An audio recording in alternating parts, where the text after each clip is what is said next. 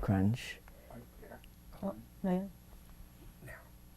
We're Krystal Krunch, and we're going to read these objects using a method called psychometry. So I'm going to place my hands on the object. You can see the object, and I'm going to place my hand on it to get its vibration. The first thing I'm aware of, and we're going to tag team on this object, is I get the word elusive, elide, and dulcet.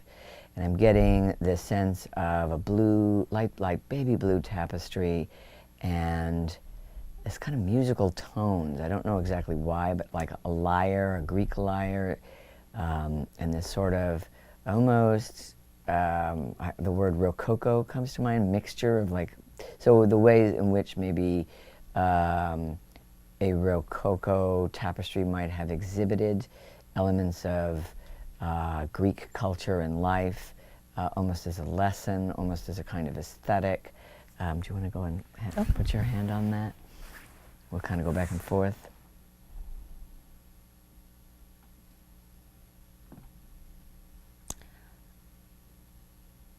I'm actually seeing a very large, empty, cubed room. And it's all white inside. It's almost like white marble or white granite.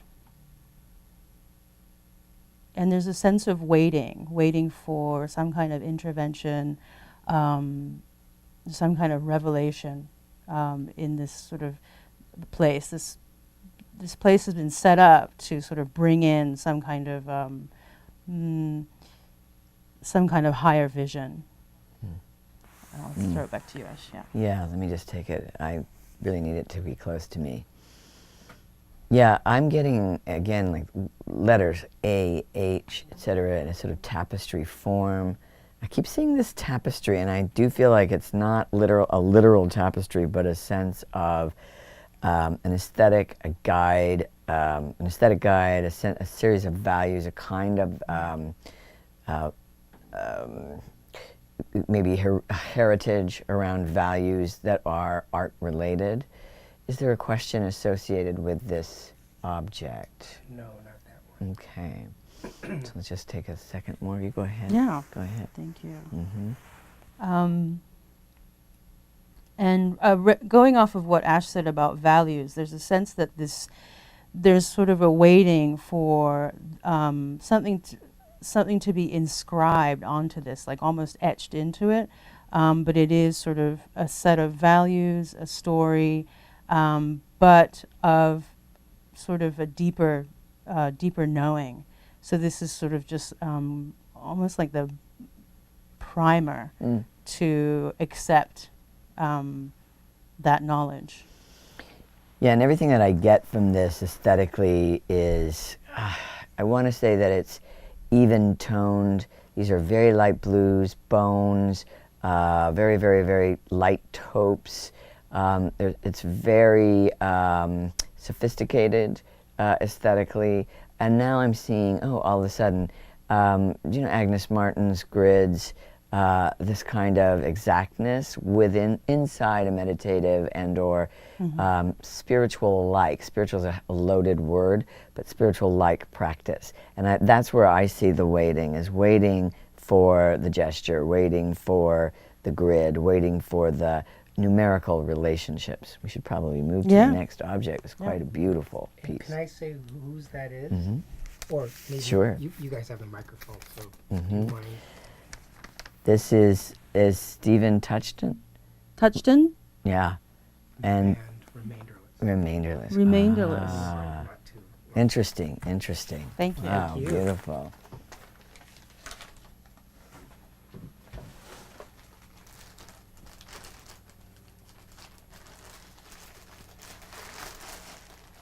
Great. Do you want to begin? No. Can I open it?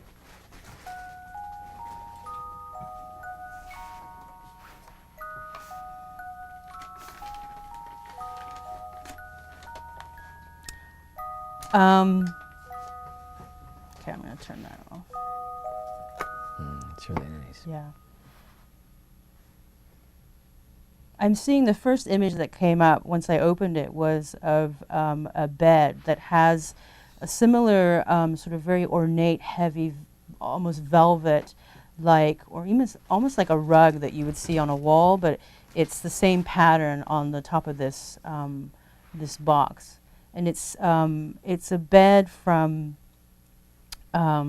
It's actually sort of a dream bed, a bed that's sort of has appeared in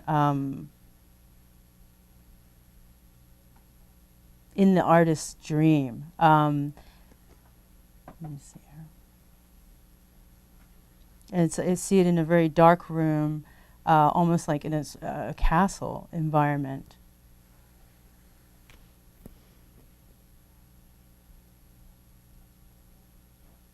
And there's a lot of family secrets, and I'm seeing that also. I'm sensing it in the sort of little compartments here and there. And there's a lot of family secrets that have been sort of left behind.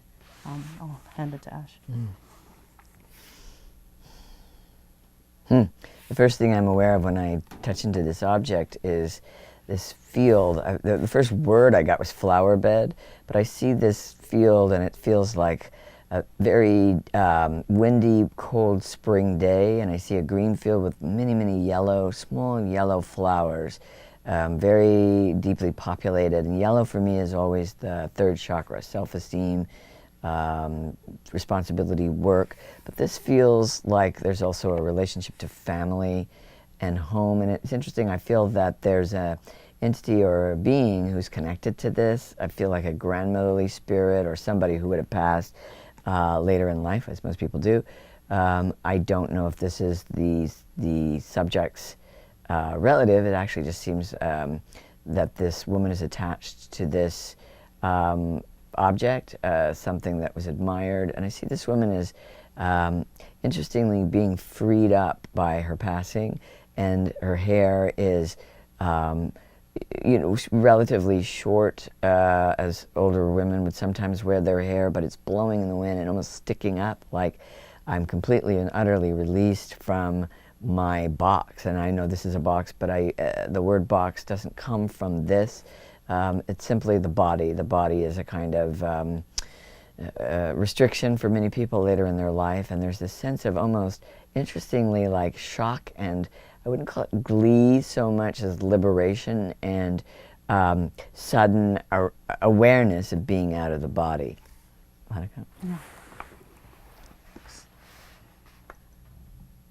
And I think the next strongest impression that I have, especially when the music played, is that there's sort of a,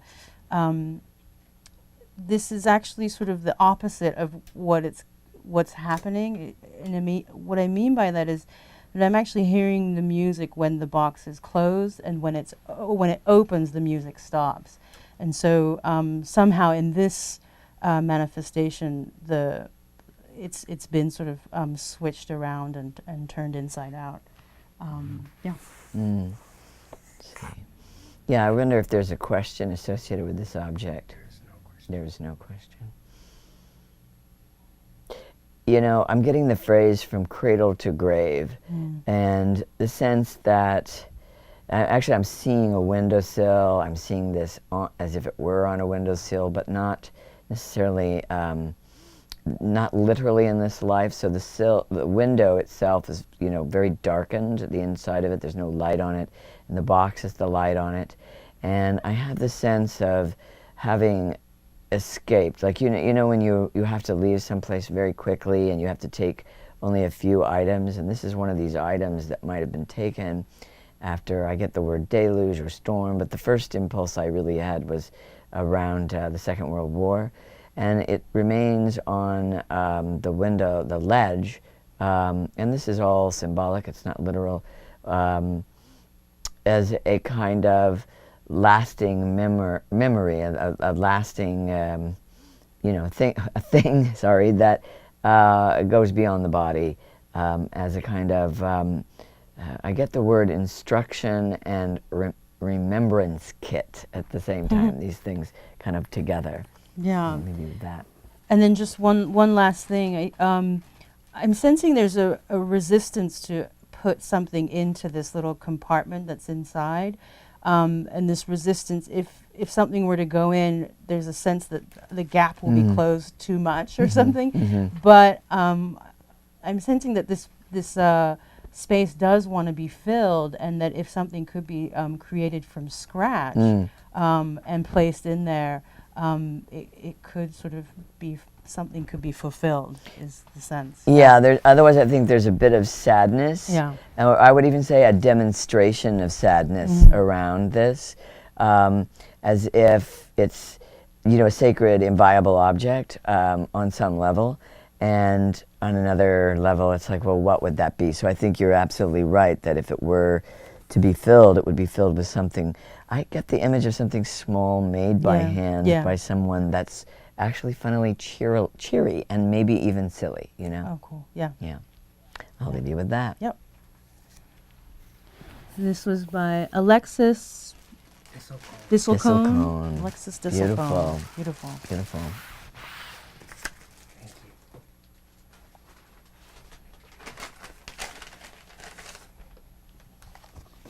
Oh, awesome. Do you want to go for it? Okay. Flip flop. Can I open it? I wonder. Oh, yeah. Oh, yeah. May I hold the object itself? I think so. I think I can. Okay. So here's the object. Oh, this is very strong. Okay. So the first feeling I get is this feeling of like whistling through the wind, like I'm going through this tunnel and everything's green around me, and I'm like going through this tunnel really fast, and there are little like delicate wings flying around me. But then I come to a kind of a screeching halt, and I look through this and I laugh, and it's kind of a, it's funny, it's a totem of geometric play. I mean, the sense that I have of it is that I, as the person carrying the object or using the object or in contact with the object, go very far, stop, and then I myself feel like I have the impulse to sort of stop and dig my heels in on something and not go further, and then I use the object as a plaything in a funny way, in an investigative way, a good way. This is not a negative thing at all. And then I look at it again and I want it to take me somewhere, and I don't know where the next stop is. It feels that I can only go back to the first place that I've been and try to have that experience of flying through time with the object and playing with the object, and then wanting to repeat, when in fact there may be a need to go beyond the object. Go ahead. Even before I touched the object, the first image that popped to mind was an image of a fisherman, one of those sort of classic with the really thick sweaters and the like turtlenecks over and the blue pea coat. And this image of just like this one very weathered hand turning this around sort of in his pocket or outside of his pocket, but just as a way to not to buy time or count or to wait. And yeah, the wind is blowing really hard here, and it's very cold. Like there's sort of like cliffs and crashing waves, but there's yeah, just a tremendous amount of waiting and patience.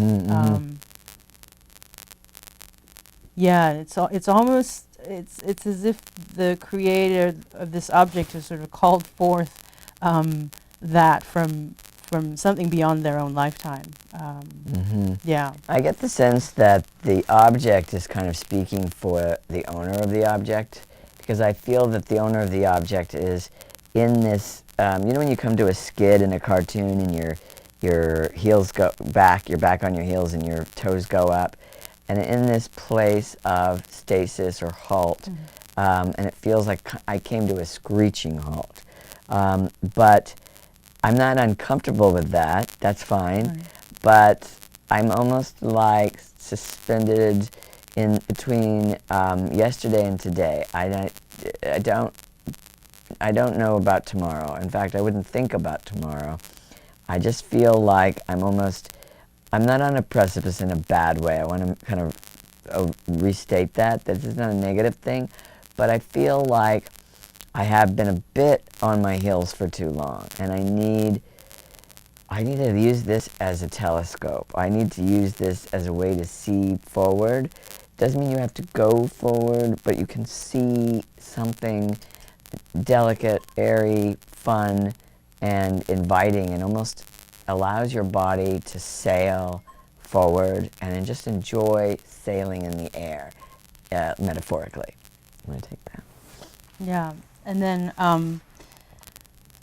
one last thing is, within this stasis, there is, again, it's not a negative thing, but there's a huge sort of storm around, where you're sort of like in the midst of it and hunkering down, but this is being, I just see this being turned quite a bit, and this turning, creating some kind of, hoping to create some kind of momentum to move out and forward. Yeah. Is there a question related to this one? Does not. Oh, Okay. yes, it does. Okay. Excuse me. What is faster, the hand or the eye? What is, so the question is, what is faster, the hand or the eye? The eye. The hand? There you go. There you go. 50-50. But very, very related. But totally related, yeah. To the object. Yeah. Yeah. Yeah. And you can take it as you like. Could be the hand, could be the eye. But it's still turning. Still yeah. turning. Yeah. Yeah. Thank you. Yeah. And this was Beautiful. by Steve Irvin. Oh yeah. Steve Oh Irvin. yeah. Beautiful. Fantastic. Wow.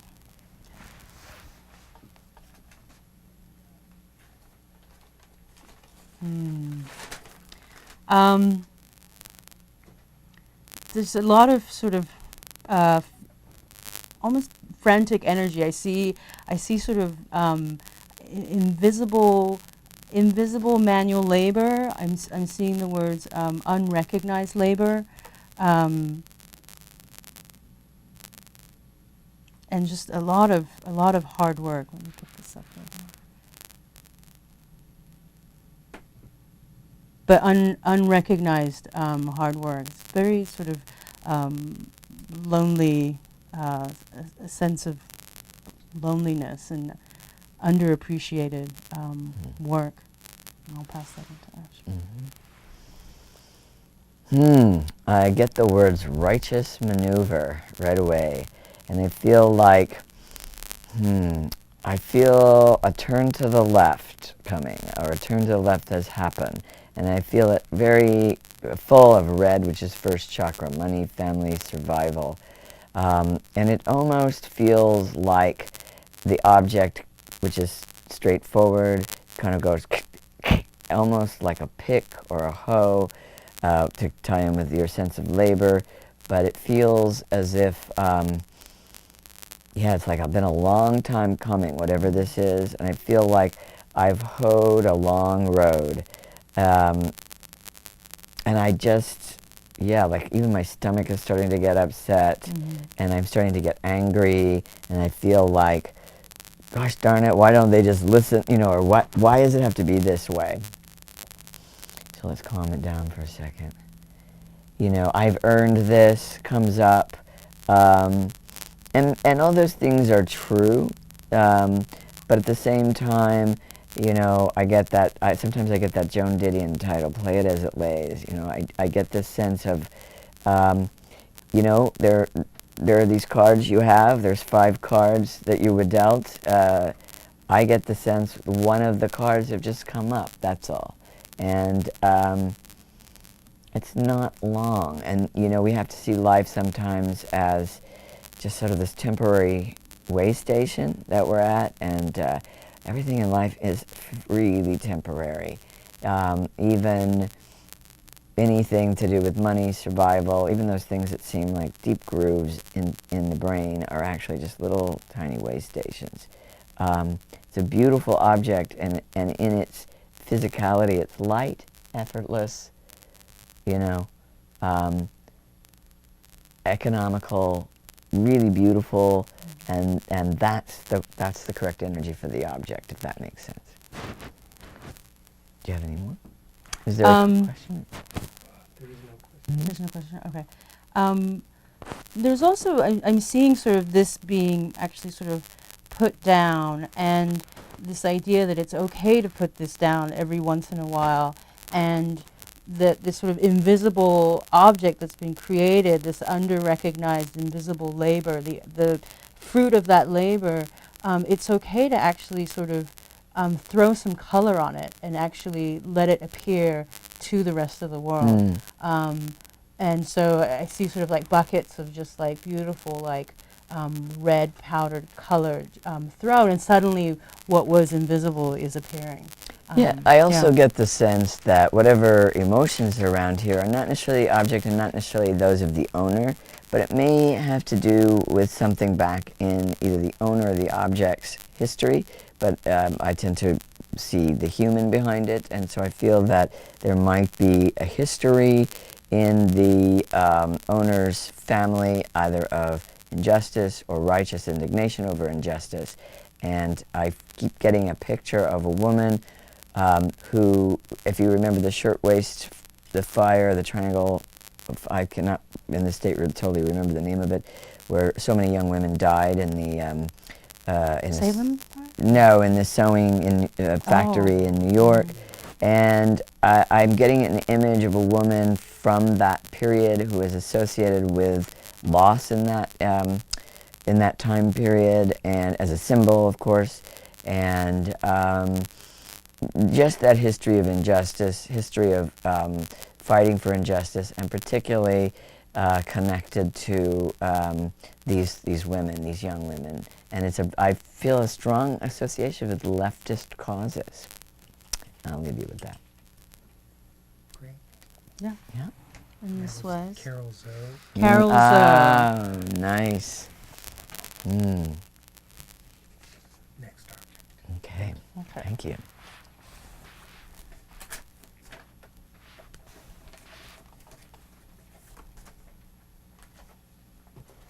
Well, immediately I see sort of an empty metal bucket sort of sitting all alone in this giant, empty, abandoned factory, and just sort of droplets of rainwater coming into it, dropping into it. And there's a sense of sort of after, I'm hearing the word sort of after the fire, after the revolution, and sort of who takes care of what's left behind, who takes care of the vessels that have been emptied out, and it's I'm just sensing sort of a void that is yet to be filled, yet to be taken care of, yet to be taken into somebody's arms.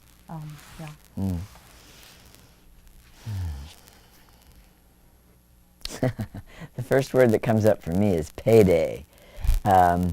And I almost, it feels like, when you're like, it's payday, money, money, money, I'm going to get mine, like, let's see, I'm going to have ham and eggs, and after that I'm going to go and get a Coke, and then I'm going to do this, and I'm walking down the boardwalk. And I get the sense, it almost feels for me like I'm transported to the 30s or the 50s. It's hard to tell because I'm looking at a man with kind of a bigger stomach and suspenders and like a white suit sort of flapping open on the boardwalk. And I get this feeling of like restaurant or restoration. I think they're kind of both. Like I'm refurbishing myself, restoring myself. I'm looking up a lot of these almost like a phone book. Remember the old phone books where there's all these names and all these numbers and this tiny thin paper? And I almost feel like I want to go to the racetrack. Like, okay, what's it going to be? What's it going to be? And I see like 1, 5, 2, 3, 4, 5, and I'm circling those numbers. And this feels like, again, there's an association with either the activity or carrying this around or the person who carried it around. And I feel confident, I feel excited, but I never really show that. Like, I'm not hysterically like, but I feel free, I feel ready to take on the world, but I feel full and, again, replenished. That's the word. Go ahead.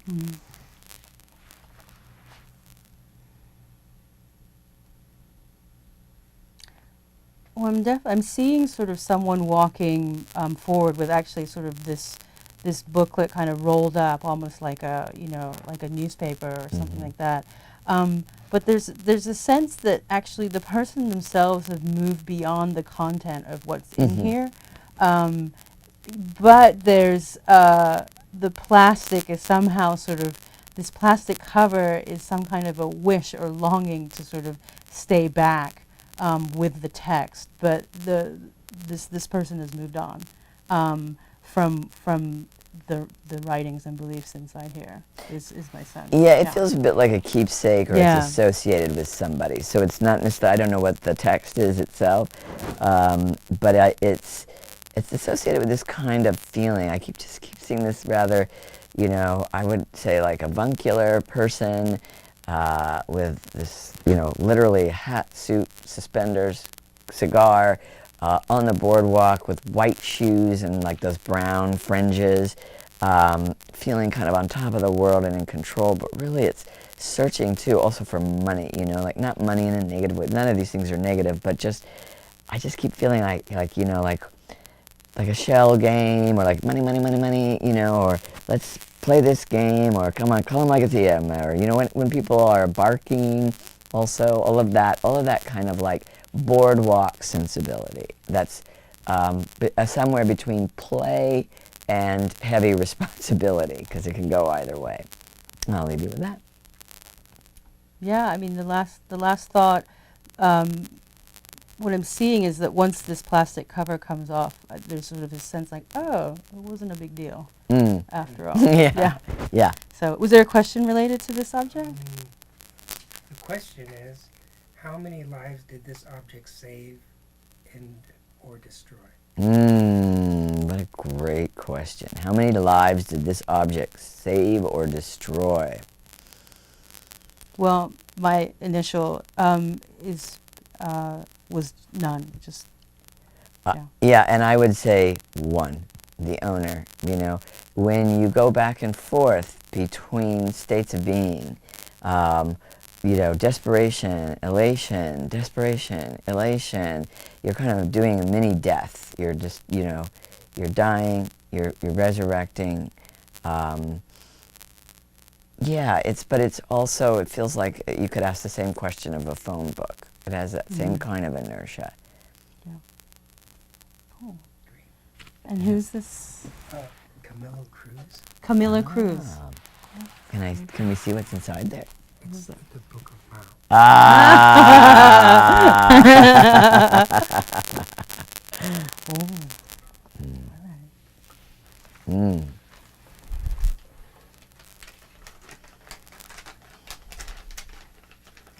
Just so you know, we have 4 minutes. Okay. Can we go over the 4 minutes? We can go over. Okay. We'll just do one pass each. Yeah, I mean, I feel like this object, it's funny. It's the first thing I have is it's a sense of, I keep getting the word dolor, but I feel it's a curious quietness. The object is so quiet, it's hard for me to read it. I'm going to let you start because I cannot. It's very hard.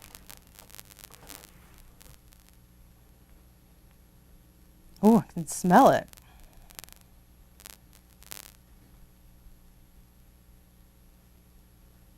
Well, even before I touched it, I was being made aware of the inside of the violin, and there was an odd kind of trickster, like sort of, there's actually nothing inside. If you're looking for a little scroll or some kind of, someone indicating who made it or some kind of message, there's nothing in there. And I'm sort of relating it to sort of the quietness, Ash, that you talked about.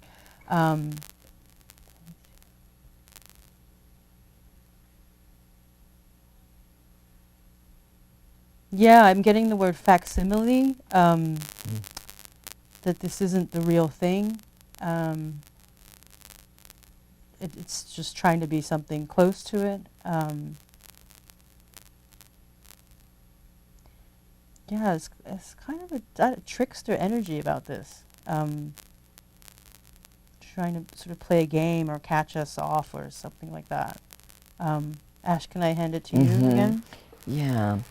I mean, I get this image of a little boy sitting against a window, kind of looking outward and doing almost nothing. But it feels there's a shyness and a uncertainty and a kind of, I get the word repulsion or repugnance, toward the outside world. So it's like when a little kid's like maybe a little cold against the wall, nobody's there, the room is empty, maybe somebody had gone through and not paid attention. And so I feel very removed from the world. And the object just sort of stands in for that. It's almost like I could curl, this top of it feels like I could take it and brush its hair and curl it as to bring some sort of some satisfaction to myself. But it would be cold satisfaction if you understand. It's sweet, it's silent, and there's a feeling of remove. Yeah, it's not reaching out. Absolutely not. No. Yeah. It's Is there interesting. a question? Who owned this? Doesn't matter. That's my first. Yeah, I mean, it may be attached to somebody who had a lot of remove or loss, and I just feel like there's a lot of like personal loss around it, whoever it is, and it's almost like I put it away and I really didn't play it, It should sit in the sun. There's a Yes, feeling it needs to yes. sit, this thing needs to sit in the sun. It needs a lot of love, and if the energy from the past is on it with this sadness, this removal, put it around, the sun, flowers, have somebody play it, nurture it. Yeah. Yeah. And the artist is It's Sojung Kwon. Sojung Kwon. Okay.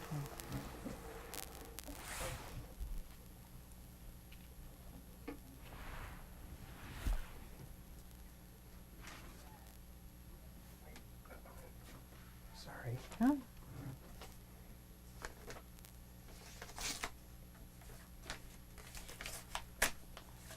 We're opening an envelope.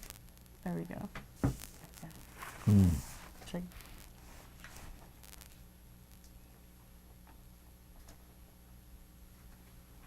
Well, I'm immediately transported to the Hong Kong student protests, and just this sense of sort of hot rain, Asia, crowded people, but high energy,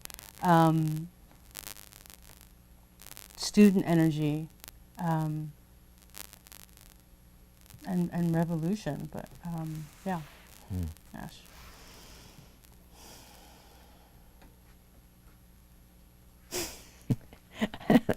Get corn chips.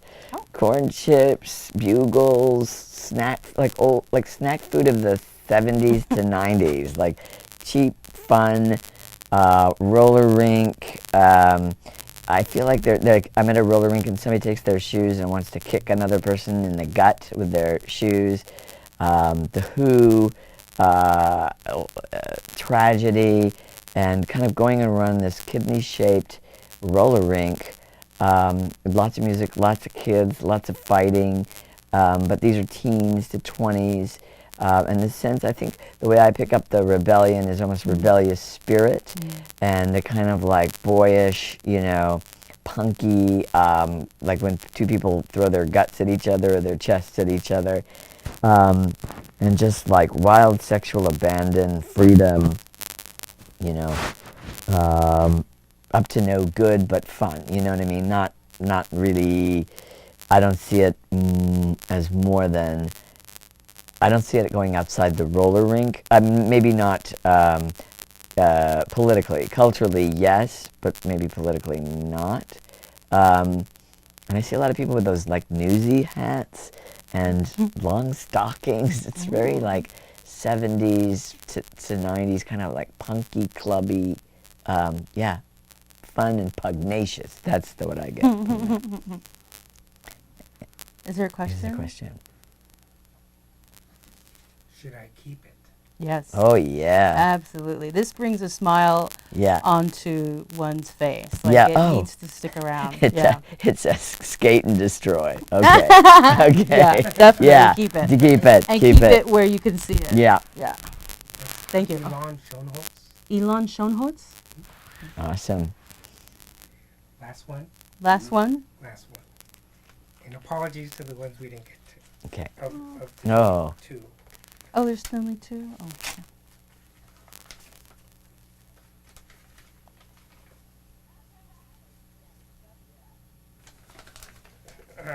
Heavily packaged. Drugs? No. Great. Hold on. I specifically put this in my pocket just in case. Oh, cool. Oh, you're so smart. Okay. And here's the artwork in half. No, just kidding. Yeah. Wow. Man. Go ask Dallas. Wow. Whoa. Some pieces. Oh. Go ahead. Oh, yeah? Okay. The first words I get are dear ones. And I feel these little pieces elevated in this kind of opalescent firmament, as if almost like an animated sky that's opalescent, and there are these odd little mice around it. I feel, yeah, it's an interesting cross between a little bit of a shattered romance, you know, when you have shed a little tear over something, and yet you turn away and you see that like it's a gorgeous day and the sun's still shining, but it has a really interesting spiritual sensibility around it. Very elevated, very pure, very, you know, it's all I can tell you is I'm seeing a chunk of blue opalescent sky with these pearlescent drops and silvery pearlescent drops inside of it.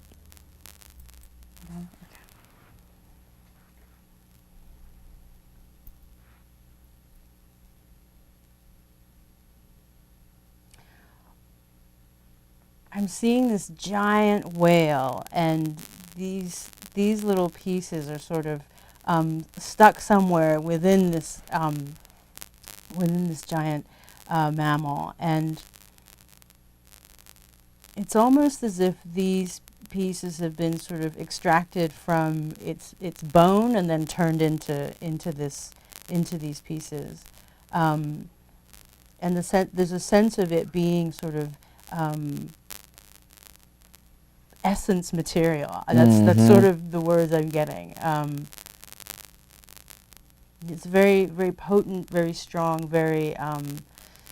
It's almost as if it were like kryptonite or something like that. Absolutely. Yeah. Is there a question related to Well, this piece? first there's a statement and then the question. Okay. I have been waiting for some time for a couple of matters, personal and professional, to coalesce. Am I back on the right track? I keep getting the word Sally Mae. I don't know if it's like that. Is that a housing thing? I don't know what it is. And these words are representative of a state of mind. May I have the first name of the sitter Of this person? of this The person? artist, yeah. Lanao. Can you two times? Lanao. I think if you touch in with this object and you hold this object is really, it's very potent because it holds that place where you turned away from something that hurt or that was, you know, that tear. It holds the ambition, it holds the charge, it holds the way in which you see the world. So if you saw it well at once in your life, you're seeing it again at this other phase of your life, this current phase, through this object. So it's not a matter of are you back on the right track, it's a matter of what are you seeing and how do you see, feel. And if you can see, feel in relation to this, you are in the right vein, I would say. Mm-hmm. My sense is that you're working with the right material, being this. But if there could be a willingness to melt this down and rework it into. So the idea is like to not be attached to this beautiful outcome. Keep the material is perfect. It's essence material. But if there's a willingness to let go of the beautiful shape that it is and to reshape, photograph it first, but like reshape it, then there's a sense that it's okay. You're just moving along.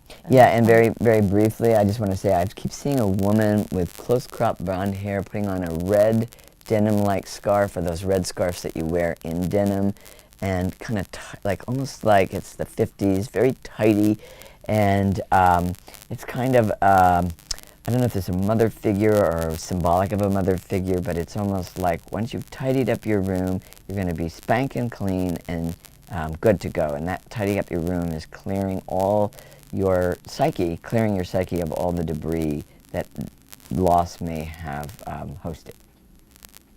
Yeah. How's that, Mark? Okay. Thank you very much. Thank you. Thank you. Sorry we didn't get to I know. So we almost made it. Almost.